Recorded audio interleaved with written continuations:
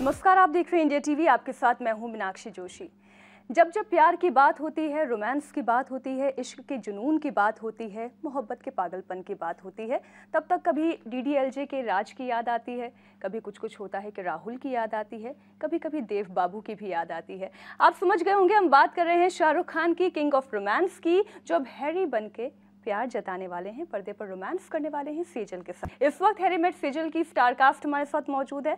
बहुत बहुत स्वागत है आपका। शाहरुख खान हमारे साथ मौजूद हैं, अनुष्का शर्मा हमारे साथ हैं और हैरी मेट सेजल के डायरेक्टर इम्तियाज अली भी हमारे साथ हैं। बहुत बहुत स्वागत है आप सबका। Thank you Meenakshi and thank you India TV for having us on board.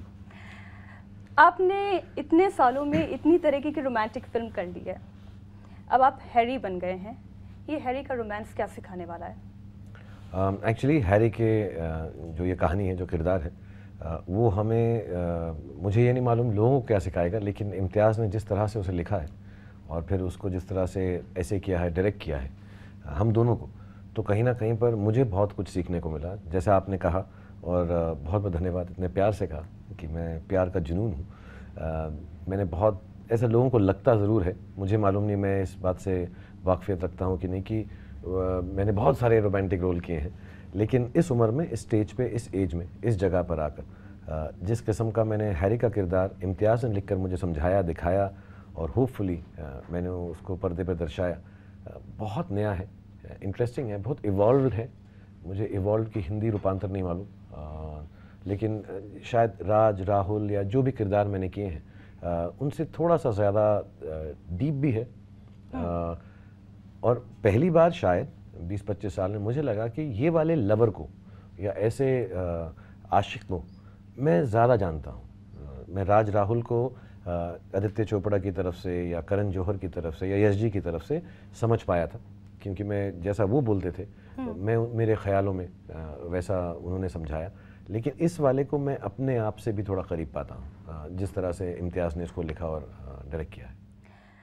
तो मैं ये समझूं कि आइडिया ऑफ लव जो है वो हर फिल्म के साथ थोड़ा थोड़ा चेंज होता है। एक्चुअली आइडिया ऑफ लव की कोई परिभाषा होती नहीं। ये हम अपने जितने इंसान आपको मिलेंगे, जितने लड़के लड़कियां दुनिया में मिलेंगे, everybody knows how to love in their own way. It's such an individual thing. Actually, it's a very akin to belief. And what's your thing about idea of love? You'll have to spend a little more time with me than just an interview to find that out. मैं इतना interesting नहीं हूँ। इतना time आपके पास 100% इंशाल्लाह आपके लिए मैं ज़रूर टाइम निकालूंगा। सेजल के लिए ये प्यार, इश्क क्या है? वही वो डिस्कवर करती है शायद फिल्म में। और आई थिंक कोई भी जो ये प्यार की फीलिंग होती है, जो भाव होते हैं, उसने कभी इसको पूरी तरह से नहीं एक्सपीरियंस किया है, थोड़ा ऊपरी ऊपरी एक्सपीरियंस किया है, जो मतलब आप टिक मार्क कर सकते हैं कि मतलब अच्छा प्यार में ऐसा ऐसा ऐसा ऐसा होता है, घूमने जाते हैं, ये करते हैं, बात करते हैं, रात को फ़ोन पे एक बार बात करते हैं, ऑल ऑफ दीज थिंग्स उसने वो एक्सपीरियंस कर लिया है। बट वो जो फील होता है प्यार, आई डोंट थिंक उसने वो एक्सपीरियंस किया है। तो फिल्म के थ्रू उसकी जर्नी यही है कि वो समझ पाती है डीपली कि शायद प्यार है, जो भी बोला आप उसको, वो क्या हो जो सकता है। लास्ट फिल्म आपने की थी ऐ दिल है मुश्किल, जो इंटेंस लव जिसमें था, तो उससे ये कैरेक्टर बहुत जुदा है या कुछ करीब है? किस तरह से आप समझाएंगे? इतनी इंटेंसिटी है क्या इस प्यार में? उस कैरेक्टर को वो कुछ ज़्यादा ही पैशनेटली प्यार कर सकती थी, एक्सपीरियंस कर चुकी थी। उसका एक तरफा प्यार था, जो वैसे ही उसमें आई थिंक एक तरफा प्यार करने के लिए आपको पहले समझना पड़ेगा कि आप बहुत ज़्यादा प्यार करते हैं किसी इंसान से। तो आई डोंट थिंक सेजल ने ये सब कुछ एक्सपीरियंस किया लाइफ में। फिल्म के दौरान वो इसको फाइंड आउट करती है। ऐ दिल है मुश्किल में अलीज़े को बहुत ज़्यादा प्यार था, बहुत पैशनेटली वो प्यार, वो बहुत पैशनेट थी। आई डोंट थिंक सेजल में इतना पैशन है लाइफ में। फिल्म के बाद आ जाएगा, जब खत्म होगी फिल्म उसके बाद वही उसकी जर्नी, जैसे मैं पहले कह रही थी कि जर्नी उसकी वही है कि वो ये सारी चीज़ें एक्सपीरियंस करती है, समझ पाती है। उसकी जर्नी के साथ साथ ऑडियंस भी ये मतलब शायद शाहरुख ये कहना चाह रहे हैं कि साथ में काम करते करते और मैं ज़्यादा प्यार आपको सिखाऊंगा। नहीं, मैं ये नहीं कह रहा हूँ, मैं ये बता रहा हूँ कि जो ऐ दिल है मुश्किल है वो सीक्वल होगी, ये प्रीक्वल है। अच्छा। जैसे सुपर हीरो फिल्में होती है ना, तो ये हमने प्रीक्वल बना दी है लीजे के लिए, अलीज़े के लिए।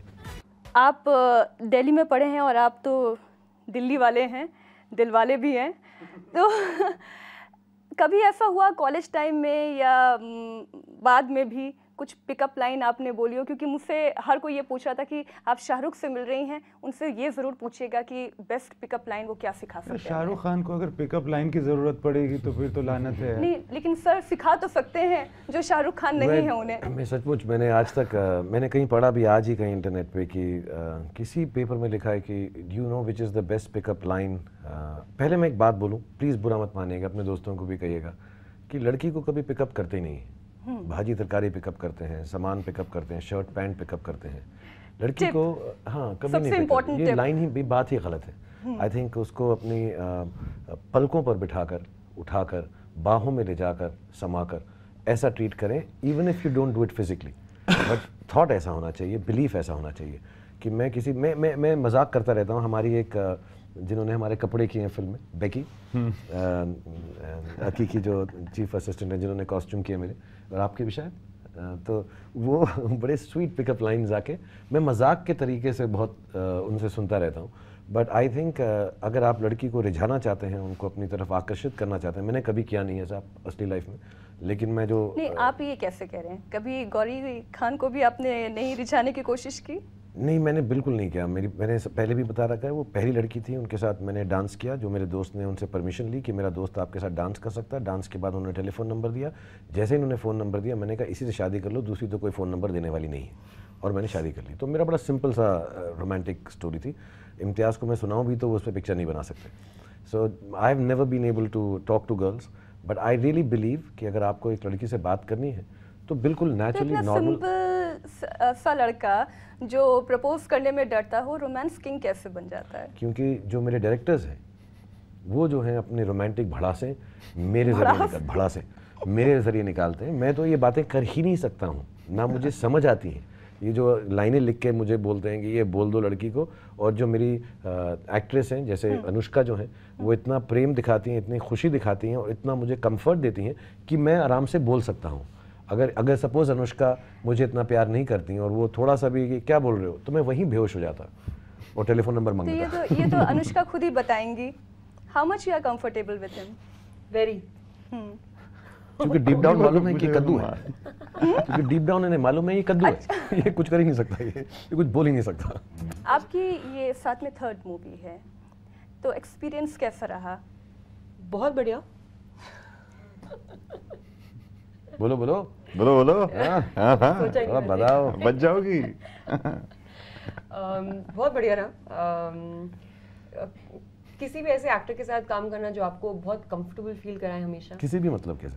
इसी भी से क्यों? ये पिक्चर का डायलॉग है हमारी। अच्छा, किसी क्यों? इसी जो मेरा कैरेक्टर बोलता है।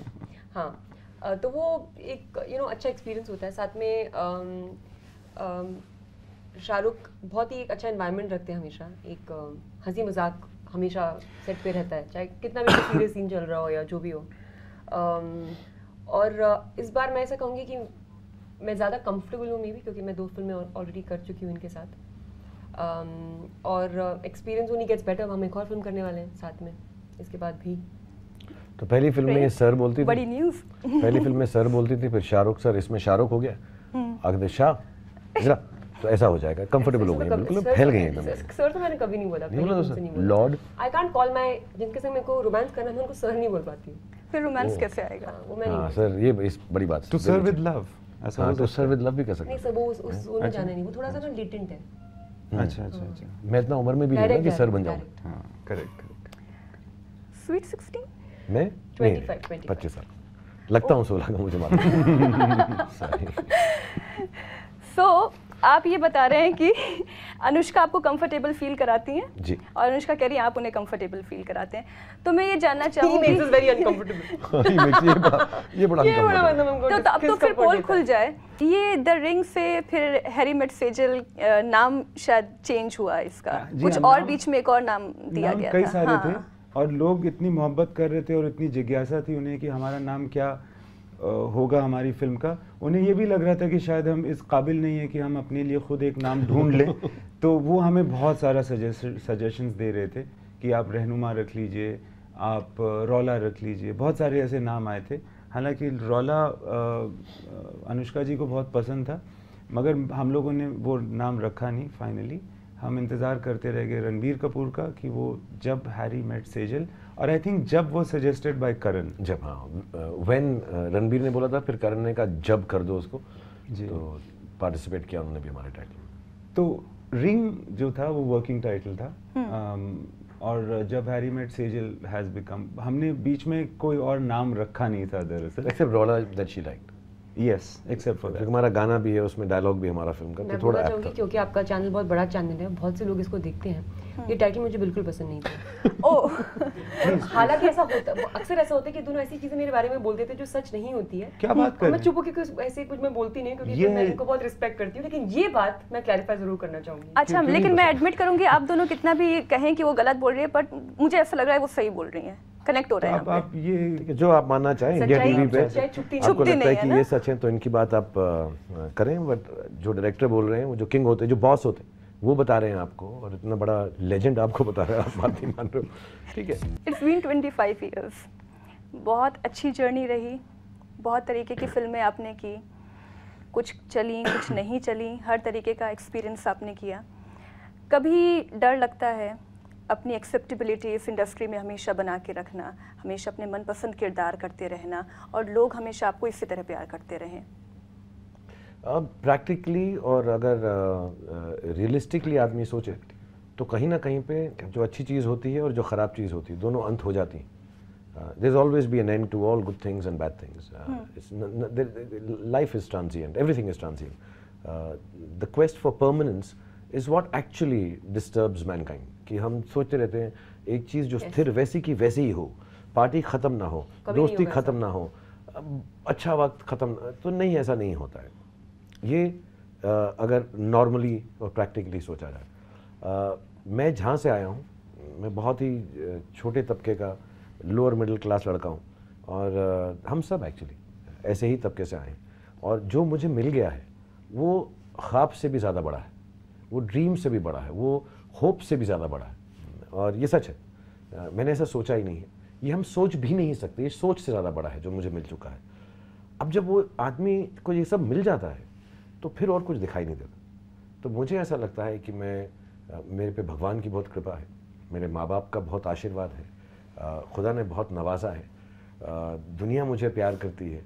तो जब इतनी अच्छी अच्छी बातें हो रही हैं तो मुझे ऐसा लगता है मैं दुनिया के सबसे बड़े एक छोटा बच्चा हूँ जो खिलौने के स्टोर में आ गया हूँ, और यहाँ के खिलौने जो हैं अब ख़त्म नहीं होंगे, बस मैं खेलता जाऊँ खेलता जाऊँ खेलता जाऊँ। आप अनुष्का से कुछ सीखते हैं? हाँ, मैंने जैसे बताया आपको, इतने सालों बाद काम करने के बाद आई थिंक ये बहुत ऑनेस्ट है अपनी फीलिंग्स के साथ। मुझे मालूम नहीं रियल लाइफ में ये इनके लिए फ़ायदेमंद होगा या इससे कुछ नुकसान पहुंचेगा, लेकिन ये जैसी हैं वैसे बहुत खूबसूरत है। आई थिंक नुकसान ही होता है ना। इम्तियाज़, आपका ये आपकी जो फिल्में होती हैं, चाहे वो जब वी मेट हो, हाईवे हो, उसमें जो फीमेल कैरेक्टर हैं बहुत स्ट्रॉन्ग, बहुत ओरिजिनल, प्यार बहुत रॉ भी होता है, बहुत मैच्योर भी होता है, और at a time care free भी बहुत होता है। क्या थॉट प्रोसेस होता है? थॉट प्रोसेस नहीं होता है एक्चुअली, थोड़ी बहुत ऑब्जर्वेशन होती है, थोड़ी बहुत वो फीलिंग्स होती है, और बहुत ज़्यादा वो अट्रैक्शन होता है जो मुझे लगता है औरतों के लिए फ़ील करता हूँ। बचपन से फ़ील करता हूँ, पहले एडमिट नहीं करता था, अब इस उम्र में एडमिट भी कर सकता हूँ, शर्म नहीं आती मुझे ये कहते हुए कि मैं बहुत फैसिनेटेड हमेशा से रहा हूँ औरतों के प्रति। हैरी मेट सेजल में रिंग मिल जाती है या नहीं? हम बता देते हैं आपको, पिक्चर ना देखो आप, हमने पिक्चर ऐसी बना ली है।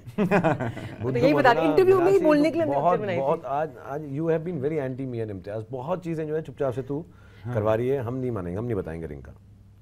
इससे पूछ ले, तेरी दोस्त है।